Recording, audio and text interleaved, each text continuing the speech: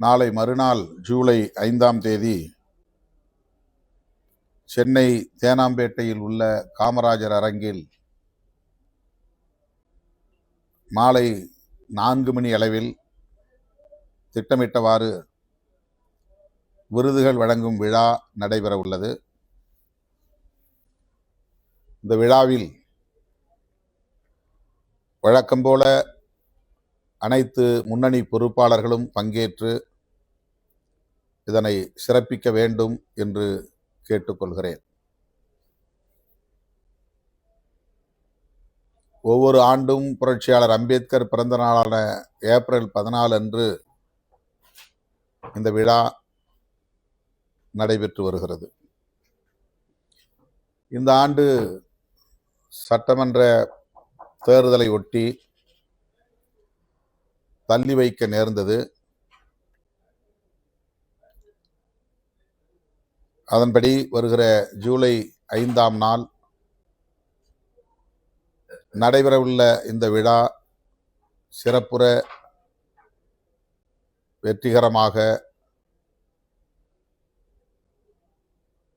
உங்களின் பங்கேற்போடு ஒத்துழைப்போடு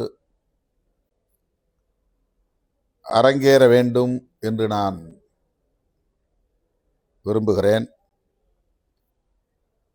ஆகவே தமிழ்நாடு தழுவிய அளவில் 234 மாவட்ட செயலாளர்களும் மண்டல பொறுப்பாளர்களும் துணைநிலை அமைப்புகளின் நிர்வாகிகளும் மாநில பொறுப்பாளர்களும் தவறாமல் பங்கேற்க வேண்டும் என்று அழைப்பு விடுக்கிறேன். தேர்தல் முடிவுகளுக்கு பிறகு நாம் ஒருங்கிணைக்கக்கூடிய மிகவும் முக்கியமான விழா விருதுகள் வழங்கும் விழா.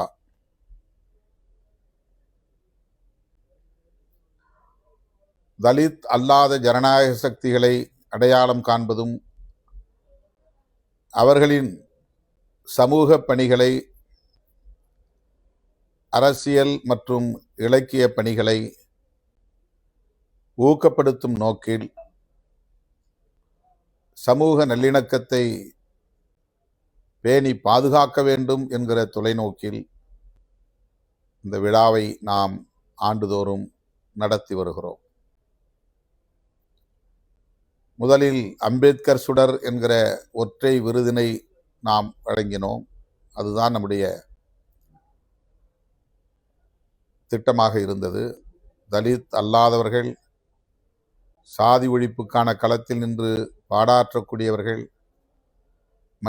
மனித உரிமைகளுக்கான களத்தில் போராடக்கூடியவர்கள் அங்கீகரிக்கப்பட வேண்டும்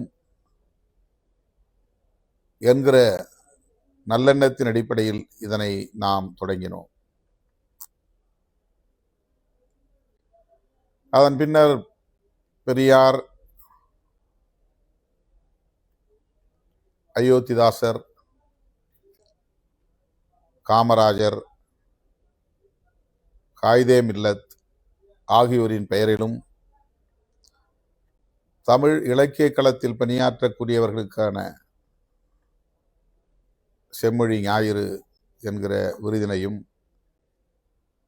வழங்குவதாக அறிவித்து தொடர்ச்சியாக நாம் நடத்தி வருகிறோம். இறுதியாக மாமேதை மார்க்சின் பெயரிலும் விருது ஒன்றினை அறிவித்து சில ஆண்டுகளாக நாம் அதனை வழங்கி வருகிறோம்.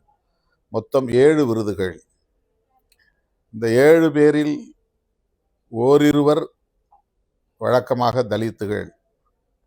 சொல்லப்போனால் அயோத்திதாசர் ஆதவன் விருதினை பெறுகிற ஒருவர் மட்டும்தான் தலித் அடையாளத்தை கொண்டவராக நாம் தேர்வு செய்து வருகிறோம்.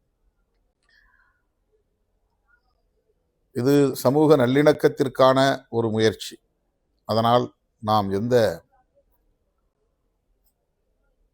வரையறைகளையும் திட்டமிட்டு அறிவித்து அதன்படி பலரிடம் அவர்களின் தன் விவரங்களை கேட்டு பெற்று இதற்கென வல்லுநர்களை கொண்ட குழுவை நியமித்து அவர்களின் பரிந்துரையின்படி விருது பெறும் சான்றோரை தேர்வு செய்கிற ஒரு நடைமுறையை நாம் பின்பற்றவில்லை. கட்சியின் சார்பில் ஒவ்வொரு ஆண்டும் அதன் தலைவர் என்கிற முறையில் நான் உடனிருக்கிற நம்முடைய முன்னணி பொறுப்பாளர்கள், பொதுச் செயலாளர்கள் ஆகியோரின் கருத்துக்களை கேட்டு ஆலோசனைகளை பெற்று அதன் அடிப்படையில் இந்த விருது பெறும் சான்றோரை நாம் தேர்வு செய்கிறோம், அறிவிக்கிறோம். ஆக இந்த ஆண்டு அம்பேத்கர் சுடர் முனைவர் கே. சொக்கலிங்கம், மனோன்மணியம் சுந்தரனார் பல்கலைக்கழகத்தின் மேனாள் துணைவேந்தர் அவர்களுக்கு நாம் வழங்குகிறோம். இந்த 7 விருதுகளில் அம்பேத்கர் சுடர் விருது முதலில் அறிவிக்கப்பட்ட விருது. ஆகவே அந்த விருதினை கட்டாயம் தலித் அல்லாதவர்களுக்கு வழங்குவதென்று நாம் திட்டமிட்டிருந்தோம். அதன்படி ஒவ்வொரு ஆண்டும் வழங்கி வருகிறோம். இந்த ஆண்டு முனைவர் கே. சொக்கலிங்கம் என்னுடைய பேராசிரியர், எனக்கு முதுகலை குற்றவியல் பாடம் கற்பித்தவர். என்னுடைய டாக்டர் பட்டத்திற்கு அவர்தான் வழிகாட்டி. அவருடைய வழிகாட்டுதலின் அடிப்படையில் தான் PhD முடித்தேன். அவருக்கு இந்த ஆண்டு அம்பேத்கர் சுடர் விருது வழங்குவதில் நான் பெருமைப்படுகிறேன், மகிழ்ச்சி அடைகிறேன். அடுத்து மார்க்ஸ் மாமணி விருது தோழர் மு. வீரபாண்டியன், இந்திய கம்யூனிஸ்ட் கட்சியின் மாநில செயலாளர், இந்த விருதினை பெறுகிறார். பெரியார் ஒளி விருதினை மனித உரிமை போராளி வழக்குரைஞர் ஹென்றி டிஃபேன் அவர்கள் பெற்றுக்கொள்கிறார்.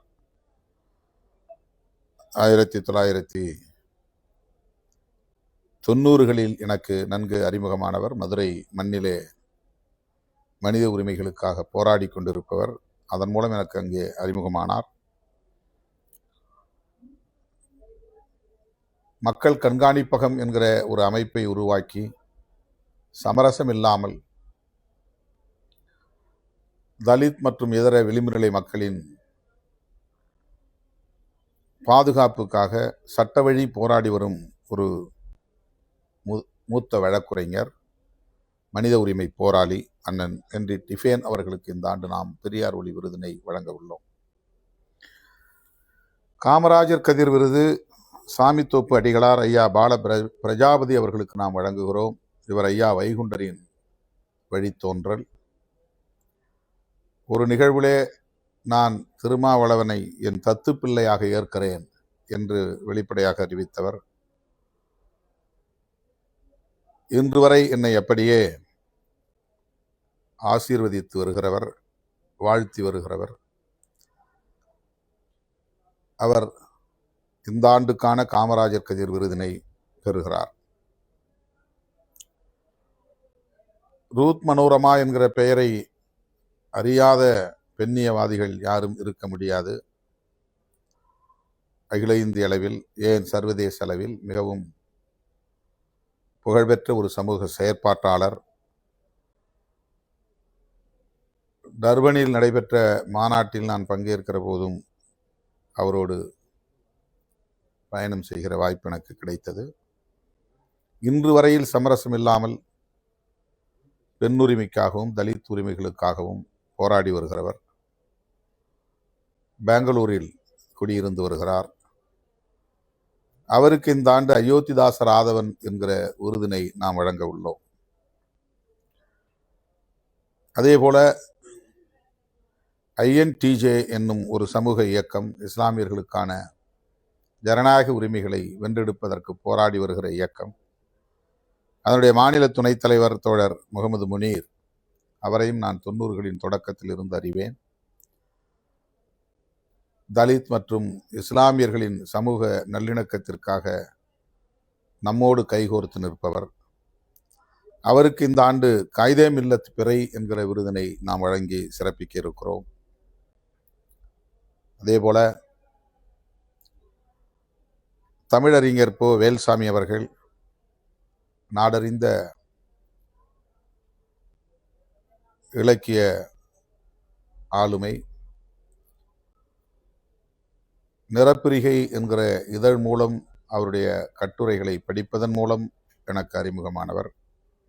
தோழர் ரவிக்குமார் அவர்களுக்கு உற்ற தோழர், நாமக்கல்லில் இருக்கிறார். அவருக்கு இந்த ஆண்டு செம்மொழி ஞாயிறு என்கிற இலக்கிய விருதினை வழங்க இருக்கிறோம். இந்த 7 பேரும் இந்த ஆண்டுக்கான விருது பெறும் சான்றோர் என்பதை சொல்லுவதில் நான் பெருமைப்படுகிறேன், மகிழ்ச்சி அடைகிறேன். இந்த விழாவில் நம்முடைய பொதுச் செயலாளர்கள் சிந்தனை செல்வன் அவர்களும் ரவிக்குமார் அவர்களும், கட்சியின் பொருளாளராக புதிதாக பொறுப்பேற்றுள்ள மேனாள் சட்டமன்ற உறுப்பினர் தம்பி SS பாலாஜி அவர்களும், அதேபோல புதிதாக முதன்மை செயலாளர் என அறிவிக்கப்பெற்றுள்ள மேனாள் சட்டமன்ற உறுப்பினர் தம்பி ஆலூர் ஷானவாஸ் அவர்களும், காட்டுமன்னார் கோயில் சட்டமன்ற உறுப்பினர் ஐயா இளையபெருமாள் அவர்களின் இளைய மகன் LE ஜோதிமணி அவர்களும் முன்னிலை வகிக்க உள்ளனர். இந்த அரசில் சமூக நீதித்துறை அமைச்சராக பொறுப்பேற்றுள்ள கட்சியின் துணை பொதுச் செயலாளர் தம்பி வன்னியரசு வரவேற்புரை ஆற்றவிருக்கிறார். இந்நிகழ்வுகளை ஒருங்கிணைக்கும் பொறுப்பை வழக்கம் போல தலைமை நிலைய செயலாளர்கள் இளம் சேக்குவேரா, தகடூர் தமிழ்ச்செல்வன், செய்தி தொடர்பாளர் கூகா பாவலன் மற்றும் ஒருங்கிணைந்த சென்னை மாவட்ட செயலாளர்கள் பொறுப்பேற்றுள்ளனர். மின்னல் பாபு, சேத்துப்பட்டு இளங்கோ, வேலுமணி, வழக்குரைஞர் அப்புன், சேப்பாக்கம் வெங்கடேசன், முகிலன், மந்தவெளி அசோக், கரிகால் வளவன், சைதை ஜேக்கப், புதூர் தினகரன், வழக்குரைஞர் இளையா, சி சவுந்தர், ரியல் மா ரஜினி, ஆலந்தூர் கிருபாநிதி, கொளத்தூர் சுபாஷ், ஜான் அலெக்சாண்டர், சிவபேரறிவாளன், நா உஷாராணி, புரசை அன்பு, இளங்கோவன், தேவ ஞானமுதல்வன், இப்ராஹிம் ஆகிய தோழர்கள் ஒருங்கிணைப்பு பணிகளை மேற்கொள்கிறார்கள். அதேபோல சென்னை மாவட்டத்தை சார்ந்த மண்டல செயலாளர்கள் இராஜ் செல்வம், ரூதர் கார்த்திக், கதிர் நிலவன் ஆகியோர், சா அம்பேத் வளவன் ஆகியோர் இந்த ஒருங்கிணைப்பு பணியில் ஈடுபடுகிறார்கள். இந்த விழா உரிய நேரத்தில் தொடங்கி உரிய நேரத்தில் முடிக்க வேண்டும். எனவே நான் பேசுவது கடைசியாகத்தான் என்று கருதி பல முன்னணி பொறுப்பாளர்கள் மிகவும் காலம் தாழ்த்தி நான் பேசுகிற நேரத்தில் வருவது கூடாது. 4 மணிக்கு இசை நிகழ்ச்சி தொடங்கும். மீனாட்சி இளையராஜா குழு இந்த ஆண்டுக்கான இசை நிகழ்ச்சியை நடத்த இருக்கிறார்கள். 5 மணிக்கு விருதுகள் வழங்கும் விழா தொடங்கிவிடும். 4 மணியிலிருந்து 5 மணி வரையில் இசை நிகழ்ச்சி, 5 மணிக்கு விருதுகள் வழங்கும் விழா தொடங்கும். எனவே தோழர்கள் 4 மணிக்கே அரங்கம் வந்து சேர வேண்டும் என்று வேண்டுகோள் விடுக்கிறேன். இதற்கு பின்னர் ஏற்கனவே நான் அறிவித்ததைப் போல தமிழ் தேசிய எழுச்சி மாநாட்டுக்கான பணிகளில் நாம் கவனம் செலுத்த வேண்டும். இந்த மாநாடு குறித்தும் இந்த விழாவில் நான் உங்களோடு கருத்துக்களை பகிர்ந்து கொள்ள இருக்கிறேன். இப்போது இருக்கிற முக்கியமான பணி எஞ்சியுள்ள பொறுப்பாளர்களை நியமனம் செய்வது. உங்களுக்கு தெரியும், தேர்தலுக்கு பின்னர் எத்தகைய நெருக்கடிகளை நாம் எதிர்கொள்ள நேர்ந்தது என்று. ஆகவே இந்த மறுசீரமைப்பு பணியிலே போதிய கவனம் செலுத்த இயலாமற் போய்விட்டது. இன்னும் அந்த நெருக்கடி இருக்கத்தான் செய்கிறது. ஒவ்வொன்றாக இப்போது நாம் பட்டியலை அறிவித்து வருகிறோம். எனவே இந்த மாநாட்டை ஒட்டி மண்டல செயற்குழு கூட்டங்களில் நான் பங்கேற்க இருக்கிறேன்.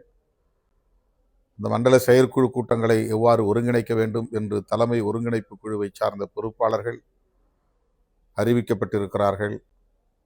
திட்டமிட்டவாறு 7 இடங்களில் மண்டல செயற்குழு கூட்டங்கள் நடைபெறும்.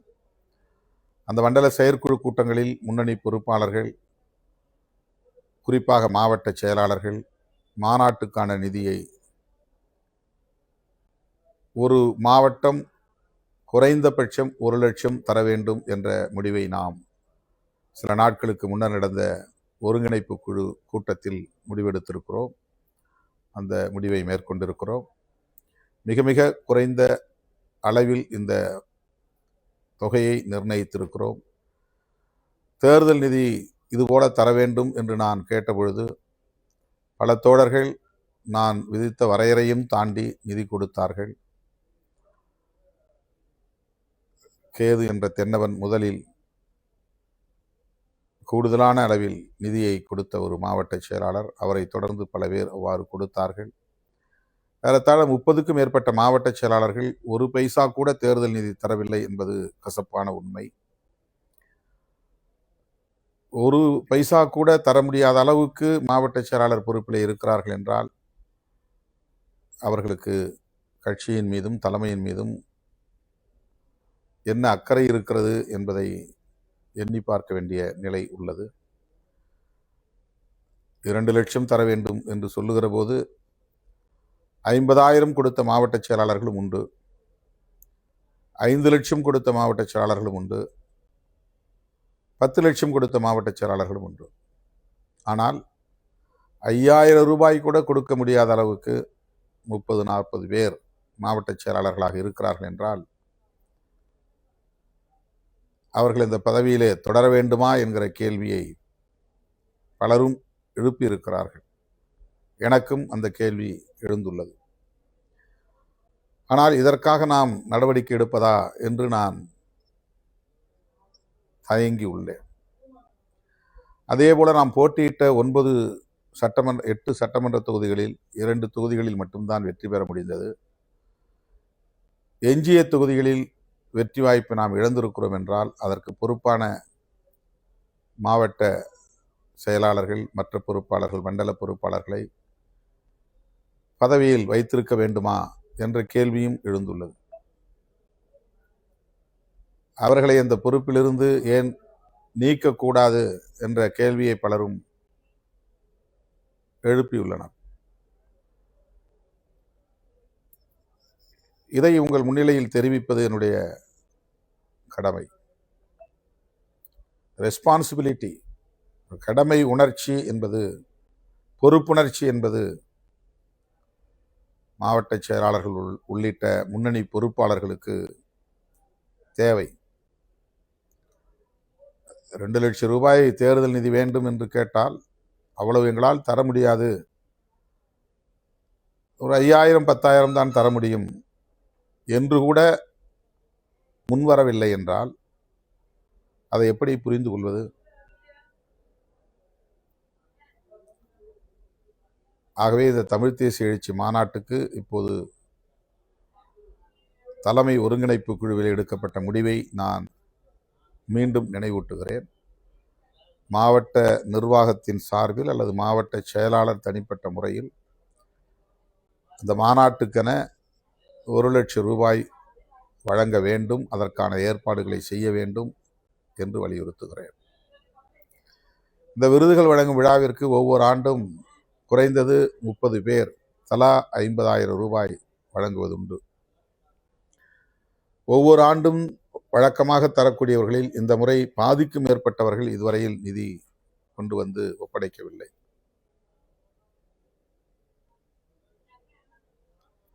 இது கட்டாயமில்லை. ஆனால் நீங்கள் தருகிற இந்த நிதியை கொண்டுதான் விருதுகள் வழங்கும் விழாவை ஆண்டுதோறும் நடத்துகிறோம். பொற்கிழியாக அவர்களுக்கு தலா 50,000 தருகிறோம் என்றால் 7 பேருக்கு 3.5 லட்சம் தான். ஆனால் அரங்க வாடகையிலிருந்து அனைத்து செலவுகளும் இதைப் போல பல மடங்கு உண்டு. நாளேடுகளில் விளம்பரம்,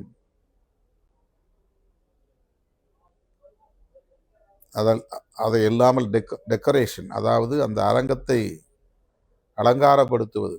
ஏனென்றால் ஒரு நிகழ்ச்சி நடப்பது வெளியே தெரிய வேண்டுமானால் அதற்கான ஏற்பாடுகளை செய்வது, ஒலி அமைப்பது, LED போன்றவற்றை அமைப்பது, இதற்கெல்லாம் பல லட்சம் ரூபாய்க்கு செலவாகிறது.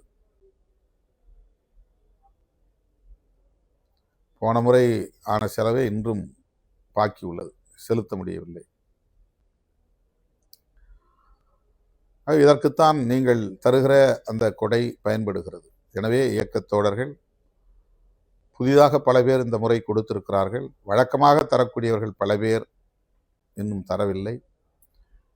இந்த ஆண்டும் கடன் பாக்கி ஏற்பட்டு விடக்கூடாது. வழக்கமாக தரக்கூடிய தோழர்கள் வழங்க வேண்டும் என வேண்டுகோள் விடுக்கிறேன். தவறாமல் இந்த நிகழ்வில் பங்கேற்க வேண்டும் என்று அழைப்பு விடுக்கிறேன். தமிழ்த் தேசிய எழுச்சி மாநாட்டுக்கான களப்பணிகளை தொடங்க வேண்டும் என்று வலியுறுத்துகிறேன். சுவர் விளம்பரங்கள் உள்ளிட்ட அனைத்து விளம்பர பணிகளையும் முடுக்கிவிட வேண்டும் என்று கேட்டுக்கொள்கிறேன். 5ஆம் தேதி மாலை விருதுகள் வழங்கும் விழாவில் சந்திப்போம். நன்றி, வணக்கம்.